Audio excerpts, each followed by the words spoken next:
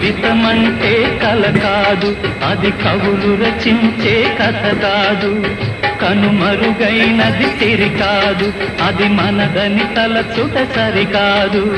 కుడి ఎడమైతే పొరపాటు లేదను నానుడి సత్యం కాదు, ఇది అందరికి అర్థం కాదు. ఓ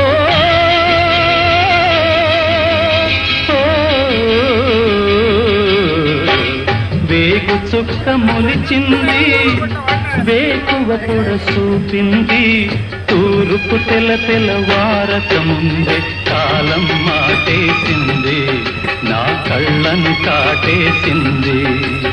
కాలం మాటేసింది, నా కళ్ళను కాటేసింది.